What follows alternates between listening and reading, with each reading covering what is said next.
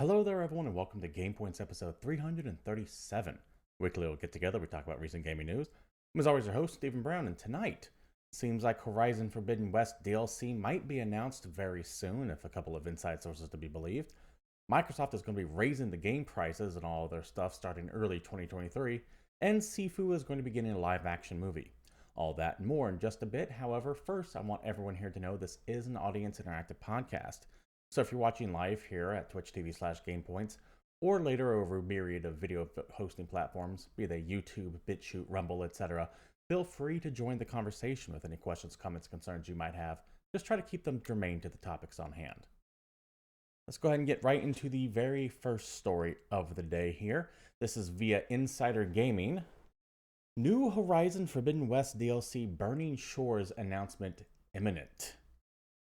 Now, this comes via Tom Henderson with his Insider Gaming outlet, but this originated seemingly from The Snitch, a well-known insider. I don't know if insider is necessarily the right term for him, but he or she, we don't know who this person is, tends to be accurate with their leaks, so they're clearly in a position to know things. To the article itself. Popular leaker The Snitch has teased yet another announcement that will be made in the future on Twitter. Snitch posted an image of San Francisco, Las Vegas, and Los Angeles. The image seemingly a nod to the Forbidden West Burning Shores DLC taking place in these locations. Burning Shores is mentioned by name a couple times throughout Horizon Forbidden West. It's referred to in Gildan's diary as being south of the spine break, and it is referenced by Bryn as being the place of fire, flames, and brine. Players who attempt to explore further south are currently told to turn back, as this is likely a new location for the DLC. Now, some players have been able to get a closer look using their Sunwing, the flying bird that you can mount in that game. Sorry, spoilers for a game that's a couple years old at this point. Is it a couple years old, or did it come out this year? I think it might have come out this year, actually. Sorry. Anyways, moving on. Which looks like there's a replica of an arched memorial bridge near Las Vegas, Nevada, as well as potentially the Hoover Dam. Insider Gaming understands that the new Horizon Forbidden West DLC Burning Shores will release April 2023. So the Snitch is essentially teasing it. Insider Gaming is saying they hear it's going to be April 2023. Also, we had back in September, Lance Reddick, who is the actor behind Silence, said he was working on an in-session for presumably Horizon Forbidden West expansion. The now deleted tweet shows Reddick in a short video wearing a motion capture dots used to capture facial expressions. So the fact that he deleted the tweet means someone from PR went, hey, take this shit down, which gives it credibility that everyone thinks it is what it actually is. So not only do we have the Snitch kind of seemingly hinting that something's coming up, you have Insider Gaming saying that this is what they've heard. You have the tweet from Lance Reddick, and of course you have the Game Awards right around the corner later this week.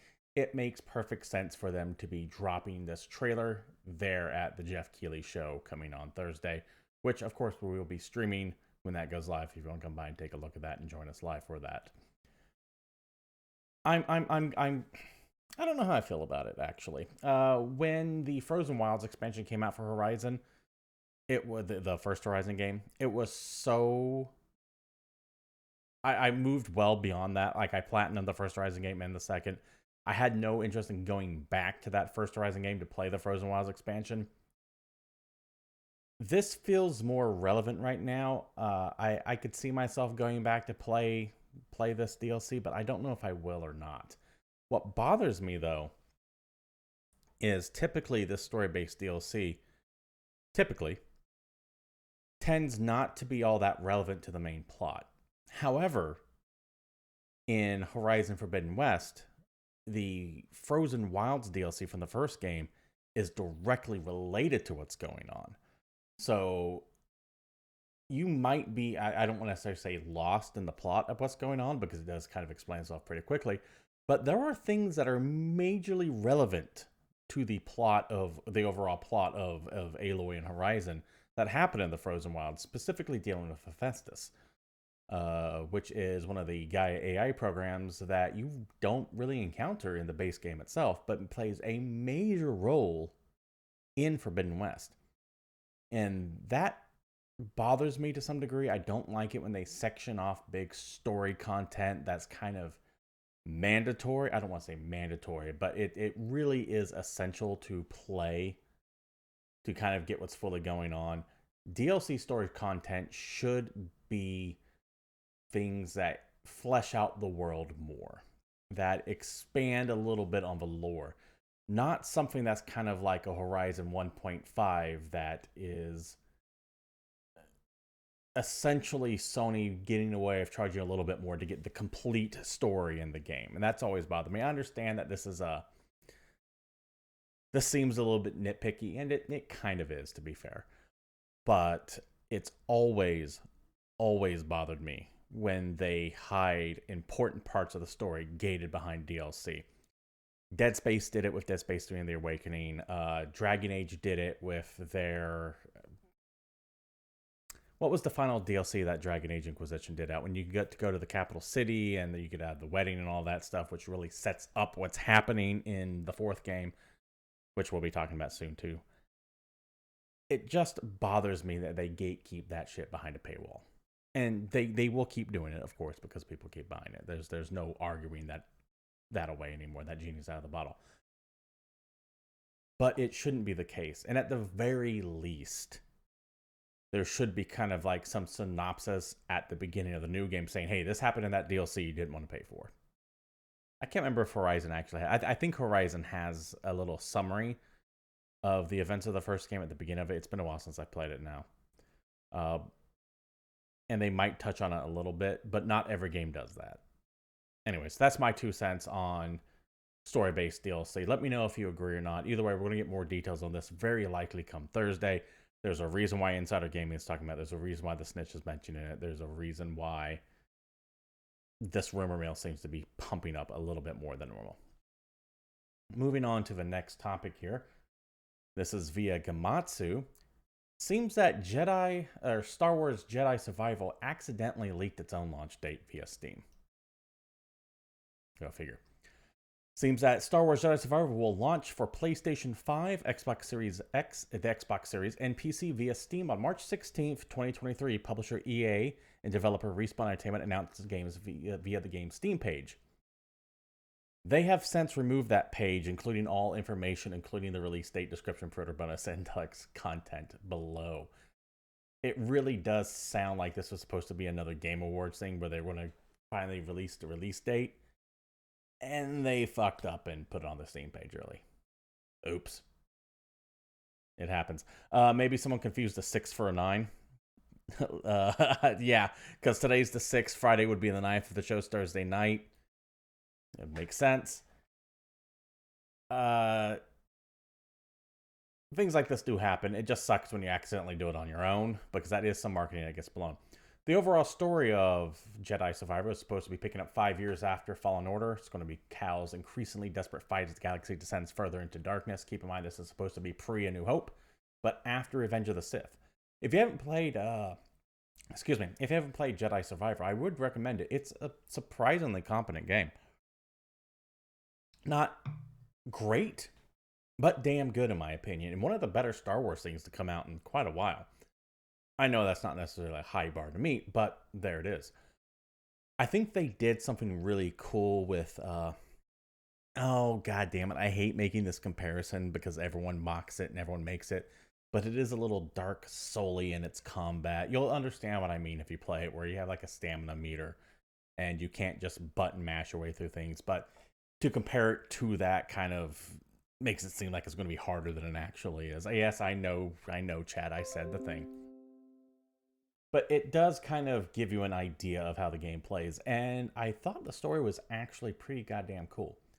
I also appreciate that it's a Star Wars game that doesn't really have any of the older characters from the movies or the TV shows or the comics or the books in it, with one major exception at the end, to be fair, before someone jumps on me on that. But Star Wars is a massive universe, and it was nice to see places we don't always keep going to over and over and over again. We went to new areas. Like Dantham War appears there, of course, which is big in Star Wars lore. But a lot of the other areas were just brand new. And I was like, cool. It's good to finally see someone explore the Star Wars universe outside of Coruscant and Tatooine over and over again. So good on Respawn for doing that. And I'm looking forward to playing Jedi Survivor when it does launch March 16th. It seems to be important to note that, one, This date is not set in stone yet necessarily, that they accidentally leaked it early, but they might change it. And two, when's the last time you've ever seen a game actually meet its release date? Especially with everything coming out in February, March, it's rumored to be, some of this stuff is going to get moved back. Now, I get the feeling that this will hit because it's been in development for a little while, but don't be surprised if it gets delayed because that's just the world we live in. Video games are going to constantly keep getting delayed at this point on. It's just how it is. Let's go ahead and move on to the next story here. This one is unfortunate, but not necessarily shocking. Via IGN, Microsoft raising prices on new first-party games built for the Xbox to $70. They're going to be joining PlayStation, it seems, and charging that next-gen, quote-unquote, price. Beginning in 2023, games built for the Xbox Series X and X, S and X, including Forza Motorsport, Redfall, and Starfield, will cost $69.99 USD at launch. While Xbox has noted that regional pricing may differ, it has not yet given specifics for other countries. A Microsoft spokesperson told IGN the following. This price reflects the content, scale, and technical complexity of these titles. As with all games developed by our teams at Xbox, they will also be available for Game Pass the same day at launch. Important to note, I highly doubt that Game Pass is going to be maintaining its price as well. There's no way that they're going to charge more for all their games and not increase the value of Game Pass as well. That's going to happen. So if you love Game Pass and you're going to have it for many years, you might want to try to stock up on stacking those multiple years on top of each other. I don't know if you can still do that or not, but I know for a while that was. Because this price increase is coming, and it is going to affect the cost of Game Pass as well. Back to the article. The price increase is unsurprising given that earlier this year, Xbox head Phil Spencer said the company wouldn't be able to hold its prices forever, but that Xbox would not raise its prices ahead of the 2023 holiday season. Xbox is not also the first company to have done this. Sony, Ubisoft, and Take-Two Interactive have announced $70 price points for certain new games as well. And Sony has specifically reported discussing raising that price even higher. That would be fucking ludicrous on Sony's part, by the way. I think that was just them dipping the toe in the water, but I can't see them going any higher than 70 anytime soon. What they'll do is and you're starting to see this already, they'll default when you go to buy, like, say, the new God of War, it'll default to the deluxe edition or the collector's edition or whatever have you, which would be your $80, $90, $100 thing. They'll just be more aggressive in doing that. As for whether this will mean the Xbox Series X and the Xbox Series S will also get more expensive, that's hard to say. PlayStation 5 already got hit with a price increase in a number of countries. Not in America, but a lot of countries did have an increase, by the way. And Nintendo has said it's not ruling out an increase on the Switch in the future. Motherfuckers, if Nintendo increases the price of the Switch, that is laughable. The Switch it's ancient hardware at this point. It's really starting to show its age. Games are not running well on it at all. The newest Xenoblade Chronicles 3, as much as I loved it, really chugged on that goddamn brick. And I shudder to think how badly Breath of the Wild sequel is going to just stutter and stammer and chug away. The Switch is dated hardware at this point. They really need a Switch Pro. And the idea that they would rule out the pricing, that they're not ruling out a price increase on the Switch as it is laughable. Now, if you release a Switch Pro, okay, or whatever your equivalent would be, something that can actually run these games, okay, maybe. But really, that Switch it's pushing its limits at this point. If you have to pay, let's take a look at chat real quick. If you have to pay $80 for games in the future, you're going to murder someone and put on the good old pirate hat. Hey, I believe it was H.L. Mencken once said, every now and then, a reasonable man must be tempted to spit on his hands, hoist the black flag, and start slitting floats.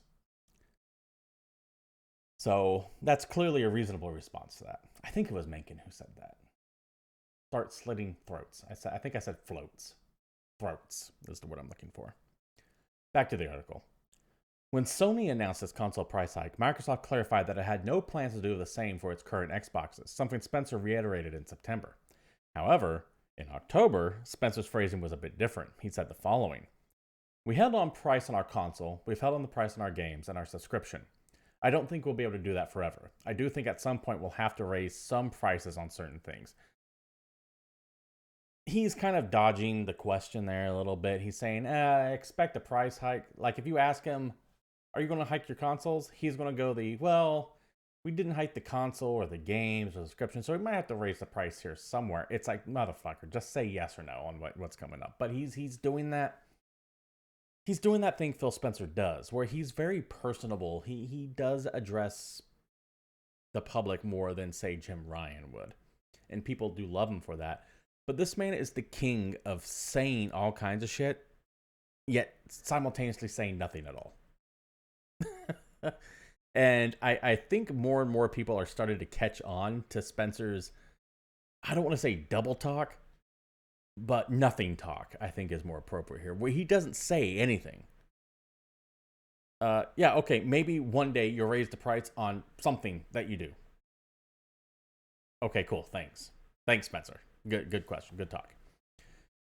So yeah, this is inevitable. Xbox will be joining Sony eventually with their first party games being $70. $70 is going to be the new standard. Sony did not end up choking on it like some people thought they would, that they might price themselves out of people buying it. And some people, out of principle, just aren't doing it. Most are, though. And so Microsoft is looking at all that money left on the table, and they're going to be gobbling that up quick. Let's take a look at chat again. God damn it, they will make me pay $100 for games in the future. I feel it in my bones. Yeah, if you live in another country, by the way, God forbid you live in Australia, which I believe pays roughly twice as much as we do here in America. You're talking $100, $120, $150 for a game?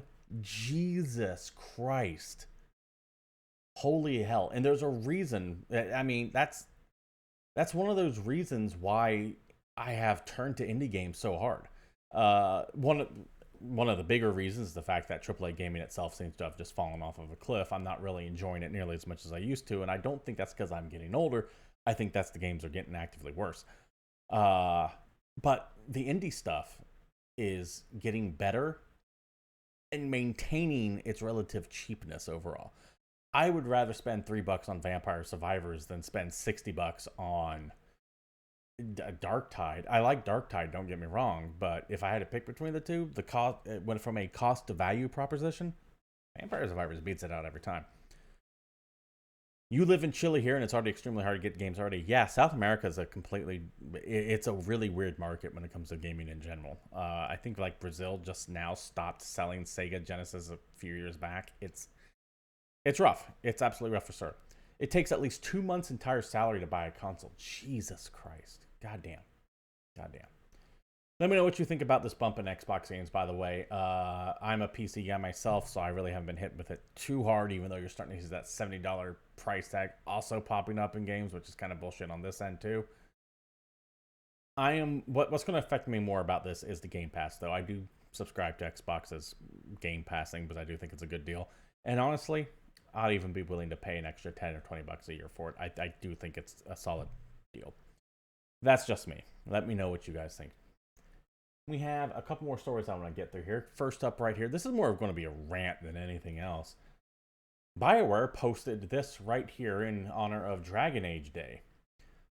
Elven God of Lies or heroic rebel against tyranny, depends on who you ask. Happy Dragon Age Day. We're kicking off with an in-game cinematic from the Dreadwolf. Dreadwolf being Dragon Age 4, where Solus is the bad guy. They say it's going to be an in-game cinematic, which implies to me that you'll be seeing some in-game footage. Or at least a cutscene beyond their tarot card art they have. But given that this is BioWare, and BioWare hasn't produced anything in years, why would we think they actually show us something now? Instead, what we get is this tarot animation. It's cool and all, but it's still just that tarot card art style with Varric speaking over it. Varric, of course, being a mainstay to Dragon Age since the second one. He was in the second and the third one. I don't think he was in the first one at all. It's been a long time since I played the first one. I'm almost positive he wasn't in the first one. Enough, BioWare. Please, just stop. Stop talking. The next time I hear anything from BioWare, they better show me some fucking game of something. Be either the next Mass Effect or the next Dragon Age. They keep trying to make these stupid holidays a thing. Dragon Age Day and 7 Day. Just go away. I want you to go away, BioWare. I want you to disappear. I want you to ride off into the sunset just for enough time to figure out what the fuck you're doing. Because Dragon Age here, specifically this fourth one, if the rumor is to be believed, has been rebooted like 3 times already. I don't need you to tell me anything about it anymore. Just show me some gameplay when we're ready to go. That said, I know I brought this up a couple times, but we have the Game Awards out this week, Thursday.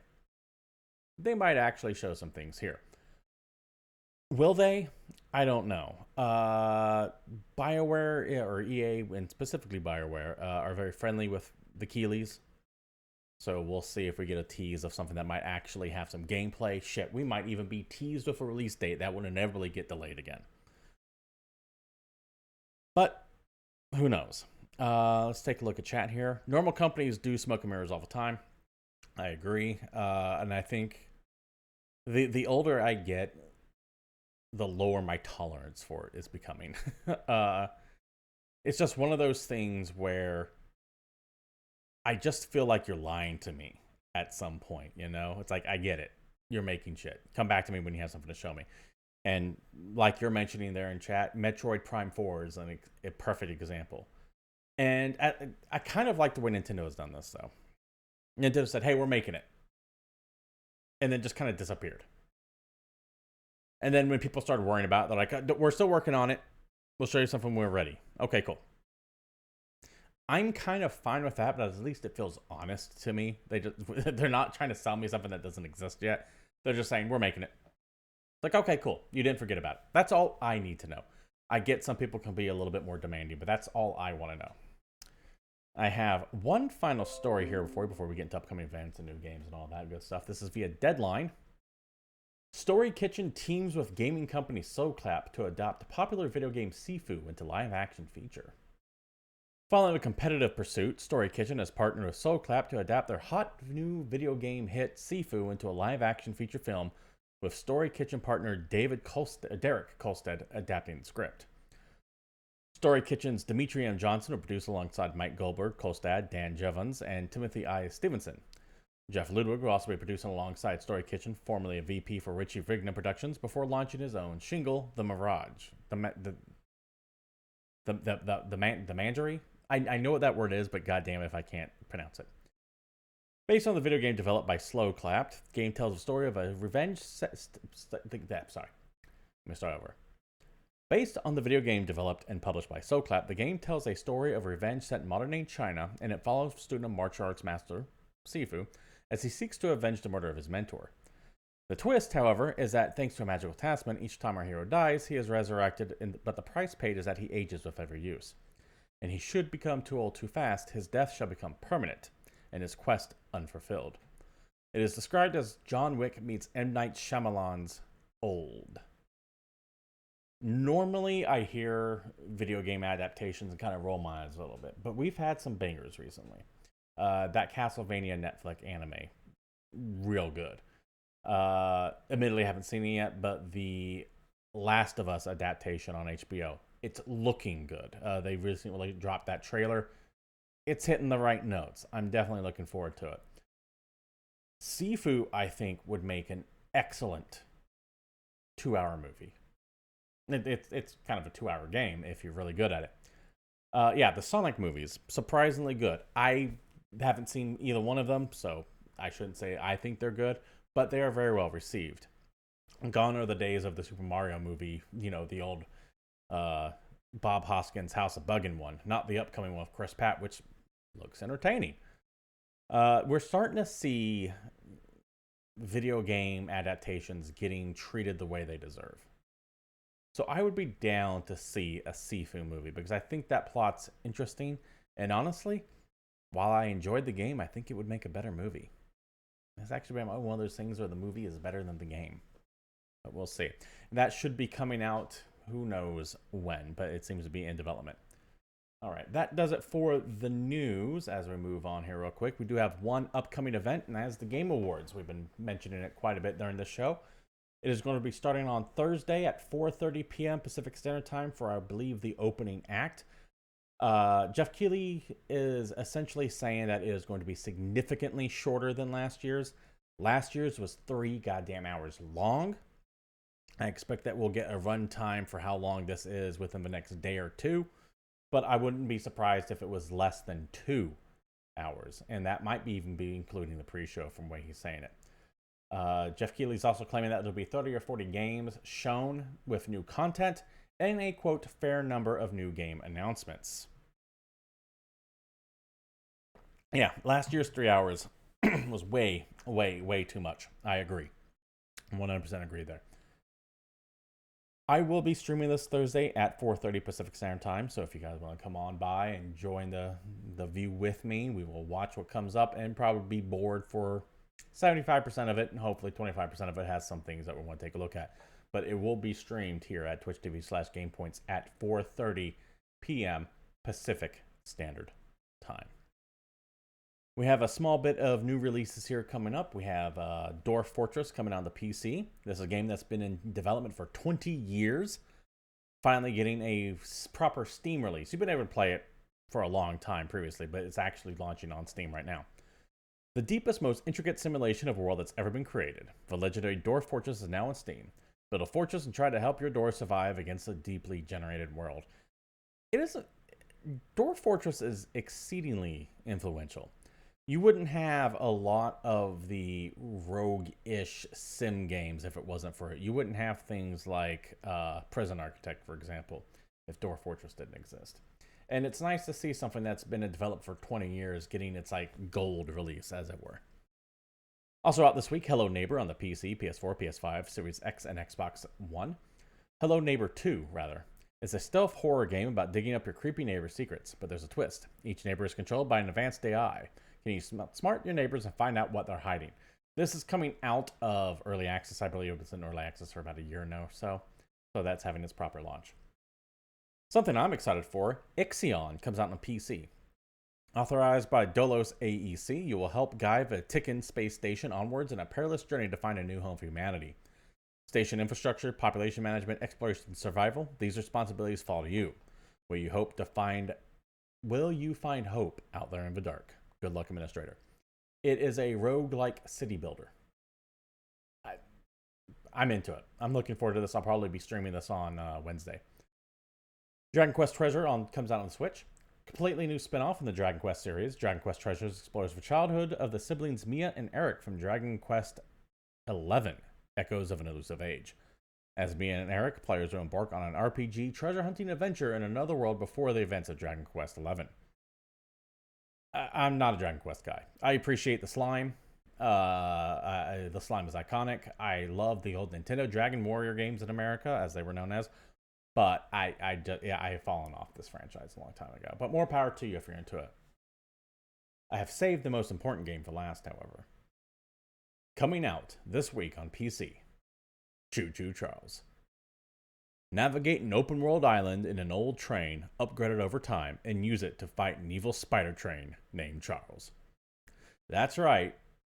It's about you and a train traveling across this island, hoping to avoid a murderous Thomas the Tank Engine. And this thing is creepy as fuck, by the way. I recommend you take a look at the trailer for it if you like any kind of weird, wacky survival games. I know it sounds ludicrous on its face. A spider train trying to eat you. But there is something terrifying about that, and I'm really looking forward to getting my hands on it come this Friday. Bit of a short show, but it is what it is. A lot of people holding back the bigger news for coming out this week at the Game Awards, and of course, we'll be talking all about that next Tuesday when we return. But for now, this has been GamePoints episode 337, and I want to thank you all for showing up. We do stream this every Tuesday night at 8 p.m. Pacific Standard Time right here at Twitch TV/GamePoints. And you're more than welcome to come on by like so many of you do and join the conversation. If you can't watch us live, however, we do post this up at YouTube, Rumble, BitChute, the Discord server provided down below, all that good stuff if you want to watch the old episode. And if you like what you see here, you know what streamers want. Likes, bits, follows, shares, all that good stuff. You can follow myself at CapitalistPig21 on Twitter, or you can just follow the various channels you're watching here if you want to keep abreast on what the streaming activities are going to be. I had a better intro than this, or outro than this, but who cares? You all know what streamers want. Thank you all for showing up. This has been Game Points. Until next week, I'm out of here.